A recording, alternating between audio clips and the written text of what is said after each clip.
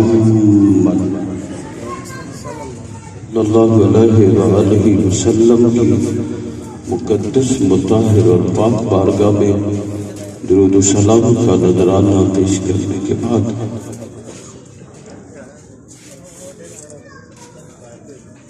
میں آپ حضرات کے سامنے صرف 2 احادیث کی وضاحت کر کے اجازت چاہوں گا۔ رب ذوالجلال مجھے حق گویائی عطا فرمائے۔ اگر باتقاضۂ بشریت کا ملنے کی وجہ سے مجھ فقیر پرذلیل پرتقصیر بندہ ناچیز سے کوئی غلطی سرزد ہو جائے، اللہ محبوب صلی اللہ علیہ وآلہ وسلم کی سیاہ زلف کا صدقہ معاف فرمائے۔ یہ ایکو وغیرہ بات کی سمجھ آنی مہربانی۔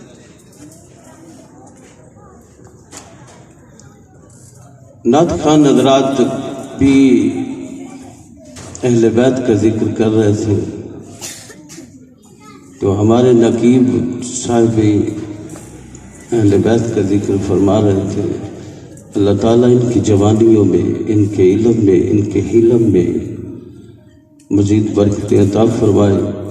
جنہوں نے اس محفل پاک کا اہتمام کیا، خالق کائنات اس پاک محفل کا صدقہ ان کے گھروں کو اپنی رحمتوں کا گہوارہ بنائے۔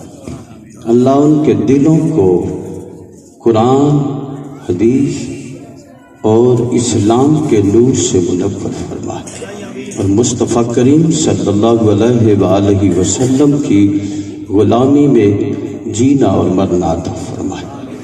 میں جنت کے بارے میں چند باتیں کر کے اجازت چاہوں گا۔ زیادہ سے زیادہ 15-20 منٹ میں آپ کے سامنے کچھ لب کشائی کروں گا۔ مالک قدوس مجھے حق گویائی عطا فرمائے۔ جنت کیا ہے؟ جنت اللہ تعالیٰ کی مخلوقات میں سے ایک مخلوق ہے۔ جنت ایک مخلوق ہے، اور وہ کتنی بڑی ہے آپ اس بات سے اندازہ لگا سکتے ہیں کہ میرے کریم آقا صلی اللہ علیہ وآلہ وسلم نے ارشاد فرمایا، جنت میں جو درخت ہے اس کا سایہ اتنا طویل ہے کہ اگر کوئی گھوڑ سوار تیز رفتاری کے ساتھ وہ گھوڑا دوڑاتا رہے اور 100 سال دوڑاتا رہے، 100 سال وہ گھوڑا دوڑاتا رہے، تو وہ اس ایک درخت کا سایہ جو ہے وہ ختم نہیں ہوگا۔ ایک درخت کا سایہ ختم نہیں ہوگا۔ ایک درخت کے سائے کا اتنا طول ہے، اتنی لمبائی ہے، ایک درخت کا سایہ اتنا لمبا ہے، اتنا طویل ہے، تو جنت کتنی بڑی ہوگی؟ جنت کتنی بڑی ہوگی؟ میرے کریم آقا صلی اللہ علیہ وآلہ وسلم نے ارشاد فرمایا، میرے محبوب صلی اللہ علیہ وآلہ وسلم نے فرمایا، جب جنتی لوگ جنت میں چلے جائیں گے، جب جنتی لوگ جنت میں چلے جائیں گے تو فرمایا جنت خالی کی خالی ہوگی۔ سارے جنتی لوگ جب جنت میں چلے جائیں گے تو پھر بھی جنت خالی کی خالی ہوگی۔ میرے مصطفیٰ کریم نے فرمایا، پھر مالک قدوس اپنی قدرت سے ایک اور مخلوق بنائے گا، اپنی قدرت سے خالق کائنات اور مخلوق بنائے گا، اور اس مخلوق سے جنت کو بھرے گا۔ اتنی بڑی جنت ہے، اور جنت کا حسن کتنا ہے۔ میرے مصطفیٰ کریم نے ارشاد فرمایا، تفسیر البیان میں ہے، میرے محبوب صلی اللہ علیہ وآلہ وسلم نے ارشاد فرمایا، اور میں جنت کی جو حور ہے اس کا حسن جو ہے وہ اگر ایک سوئی کے نکے کے برابر اگر وہ دنیا میں زہر کر دے، وہ وہ اپنا حسن، جنت کی حور جو ہے وہ اپنا حسن سوئی کے نکے کے برابر وہ دنیا میں زہر کر دے تو میرے مصطفیٰ کریم نے فرمایا اس کے حسن سے پوری دنیا روشن ہو جائے گی، پوری دنیا روشن ہو جائے گی اور پوری دنیا خوشبو سے بھر جائے گی، پوری دنیا جو ہے وہ خوشبو سے بھر جائے گی۔ لیکن اے انسان، جنت کی خوبصورتی کیا ہے، جنت کا حسن کیا ہے، جنت کی خوبصورتی سن۔ مجمع الزوائد کی حدیث پاک ہے، میرے کریم آقا صلی اللہ علیہ وآلہ وسلم نے ارشاد فرما، جب مالک قدوس نے خالق ارض و سما نے جب دوزخ اور جنت کو بنایا، جب دوزخ اور جنت کو بنایا تو دوزخ اور جنت کا آپس میں مقابلہ ہوا، مناظرہ ہوا۔ دوزخ نے جنت سے کہا میں تجھ سے افضل ہوں، جنت نے دوزخ سے کہا میں تجھ سے افضل ہوں، تو جنت نے دوزخ سے کہا تو مجھ سے کیسے افضل ہے، تو مجھ سے کیسے افضل ہے؟ تو دوزخ نے کہا میں تجھ سے افضل اس لیے ہوں کہ مجھ میں امیر لوگ مجھ میں ہوں گے، تجھ میں غریب لوگ ہوں گے، مجھ میں امیر لوگ ہوں گے، تجھ میں غریب لوگ ہوں گے۔ اور فرمایا یہاں سے مراد مسلمان نہ لے، یہاں سے مراد کافر ہیں، یعنی نمرود، فرعون، شداد، حامان وغیرہ۔ اگر کوئی اپنے مال کو صرف کرتا ہے شیطانی افعال میں، شیطان کے کاموں میں اپنے مال کو صرف کرتا ہے تو اسے بھی سزا دوزخ کی ضرور ہوگی، اسے بھی دوزخ کی سزا ضرور ہوگی۔ بہرحال دوزخ نے کہا میں تجھ سے افضل ہوں کیونکہ مجھ میں امیر لوگ ہوں گے اور تجھ میں غریب ہوں گے۔ میرے مصطفیٰ کریم نے بھی یہی فرمایا، فرمایا غریبوں سے دین شروع ہوا اور غریبوں میں ہی رہے گا، غریبوں سے دین شروع ہوا، غریبوں میں ہی دین رہے گا۔ جب آپس میں مناظرہ ہوا تو جنت جو ہے وہ خاموش ہو گئی۔ میرے مصطفیٰ کریم نے فرمایا جنت خاموش ہو گئی دوزخ کی یہ بات سن کر کہ مجھ میں امیر ہوں گے، تجھ میں غریب ہوں گے، اس لیے میں تجھ سے افضل ہوں۔ سبحان اللہ۔ تو میرے مصطفیٰ کریم نے فرمایا اس وقت مالک قدوس نے جنت سے فرمایا اے جنت تو پریشان نہ ہو، غمگین نہ ہو۔ فرمایا لَأُزَيِّنَنَّ بِرُكْنَيْكَ الحسن والحسین، اے جنت تو پریشان نہ ہو، میں تجھے امام حسن اور حسین سے زینت دوں گا۔ سبحان اللہ، نعرہ تکبیر، نعرہ رسالت، نعرہ حیدری۔ اے جنت میں تجھے امام حسن اور حسین سے زینت دوں گا۔ اسی لیے چل میں بھی ایک شعر پڑھ دیتا ہوں۔ میرے امام محمد رضا خان فاضل بریلوی رحمت اللہ علیہ وہ فرماتے ہیں کیا بات رضا، کیا بات رضا اس چمنستان کرم کی، زہرا کلی جس میں، زہرا کلی جس میں حسین اور حسن پھول، زہرا ہے کلی جس میں حسین اور حسن پھول، جس جنت کی تمنا تو کرتا ہے، جس جنت کی تو خواہش رکھتا ہے، اے بندے اس جنت کی زینت، اس جنت کی خوبصورتی، اس جنت کا حسن وہ امام حسن اور امام حسین کی ذات ہے۔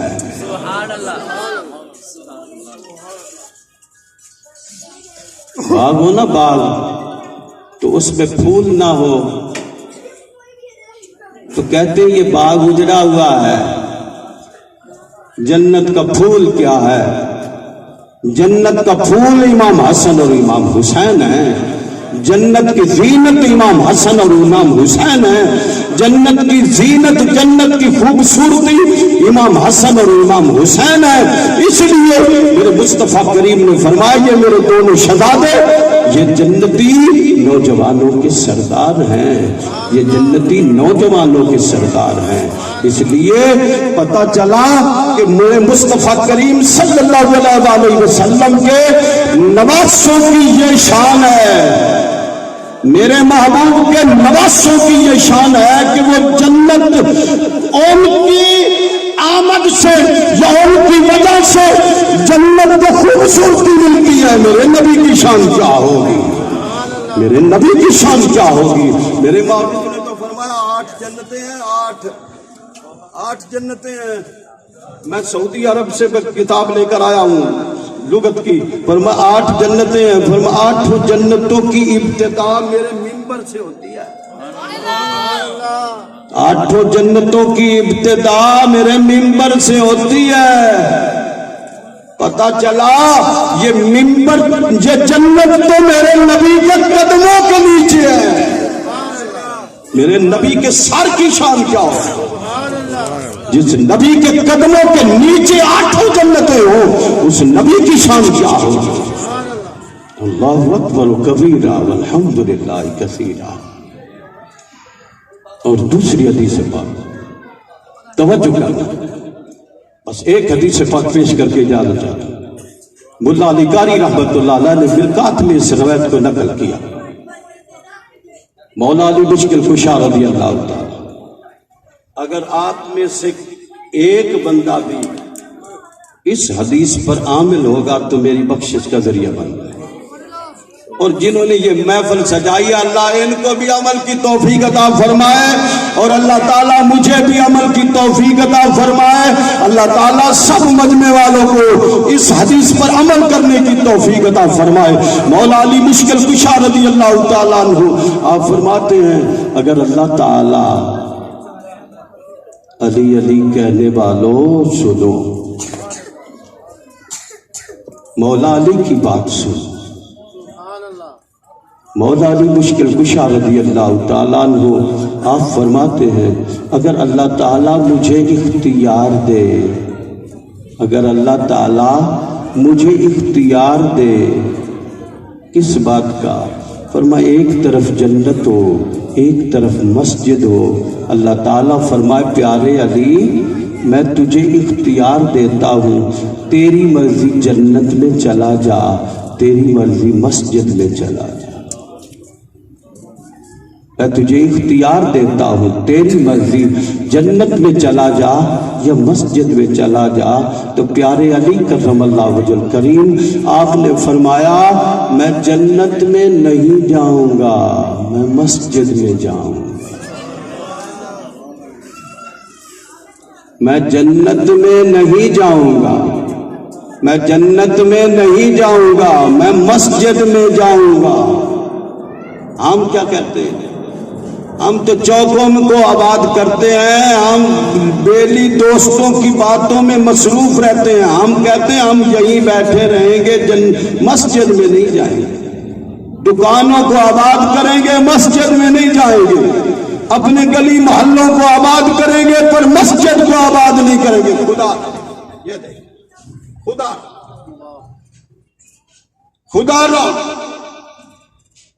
मस्जिदों को आबाद करो, खुदारा मस्जिदों को आबाद करो।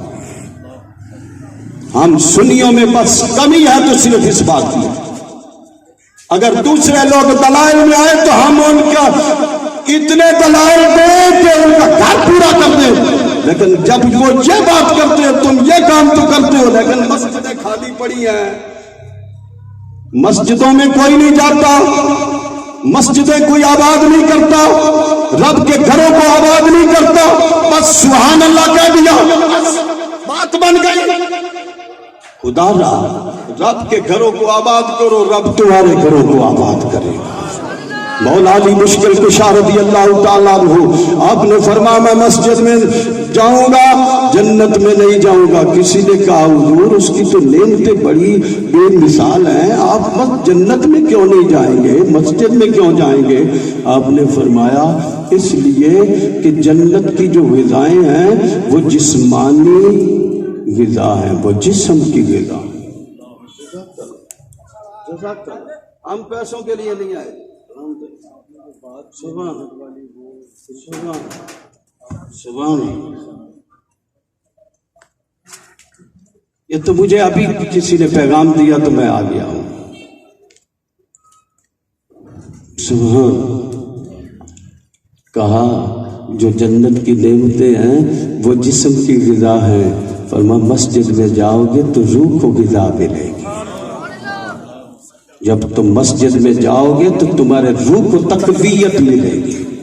لوگوں اگر تمہارا روح جو ہے وہ کمزور ہو گیا ہے, اس کو قوت والا بنانا چاہتے ہو تو رب کے گھر کو آباد کرو. رب تجھے قوت عشق سے ہر پشت کو والا کر دے. دہر میں اس میں محمد سے اجالا کر دے. دہر میں اس میں محمد سے اجالا کر دے. جب تم رب کے گھروں کو آباد کرو گے, مسجدوں کو آباد کرو گے, مسجدوں میں جا کر رب کا ذکر کرو گے, رب کی بارگاہ میں جھکو گے, رب ذوالجلال تمہاری روح کو تقویت دے گا, تمہاری روح کو پکیزہ بنائے گا. ایسے پکیزہ بنائے گا, ایسے پکیزہ بنائے گا کہ جنت بھی تجھے آوازیں دے گی. جنت بھی تجھے آوازیں دے گی. اے میرے نبی کا غلام, میں تیری مشتاق ہوں, مجھ میں داخل ہو, مجھ میں داخل ہو. جب تو رب کے گھر کو آباد کرے گا رب تیرے روح کو پاک فرمائے گا, تیری روح کو قوت دے گا, تیری روح کو طاقت دے گا. جب تیری روح کو طاقت ملے گی, مصطفیٰ کریم کی محبت ہوگی تو پھر میرے محبوب نے فرمایا ابو بکر صدیق کے لیے میرے محبوب نے فرمایا پیارے ابو بکر تیری ذات وہ ذات ہے کہ جنت کا ہر دروازہ تجھے آواز دے گا. جنت کا ہر دروازہ تجھے آواز دے گا. میرے محبوب نے فرمایا میرے 5 غلام ایسے ہیں جن کے لیے جنت مشتاق ہے, وہ یہ چاہتی ہے کہ یہ جنت, یہ لوگ مجھ میں داخل ہوں گے, مجھ میں آئیں. اے بندے ایسا انسان بن, ایسا انسان بن, ایسا نبی کا غلام بن کہ تجھے دوسرے جو غیر مسلم ہیں وہ بھی تجھے دیکھ کر ان کی زبانوں پر بھی یہ آ جائے لا الہ الا اللہ محمد رسول اللہ. ایسا غلام بن, ایسا غلام بن کہ تجھے دیکھ کر غیر بھی کلمہ پڑھ کر مسلمان ہو جائے. تم ایسی صورت نہ بناؤ, ایسی سیرت نہ اپناؤ, ایسا طریقہ نہ اپناؤ کہ لوگ یہ نہ کہیں کہ یہ مسلے جا رہے ہیں, یہ مسلے جا نہ. ایسی صورت بناؤ کہ دیکھنے والے کہیں جس کے امتی کی یہ شان ہے نبی کی شان کیا ہوگی, جس کے امتی کی یہ شان ہے نبی کی شان کیا ہوگی. خدا را یہ ہاتھ بن کر گزارش کرتا ہوں کہ رب کے گھروں کو آباد کرو. میرے نبی کی غلامی کا پٹا اپنے گلے میں ڈال کر رب کے گھروں کو آباد کرو. 5 وقت کی نماز باجماعت ادا کرو. رب ذوالجلال تمہیں برکتیں ہی برکتیں عطا فرمائے گا. اگر میری کوئی بات کسی کو نازیبا لگی ہے تو میں اس سے معذرت چاہتا ہوں. اللہ تعالیٰ ہم سب کو مصطفیٰ کریم کی غلامی میں جینا اور مرنا عطا فرمائے. ماشاءاللہ بڑے تھوڑے وقت میں حضرت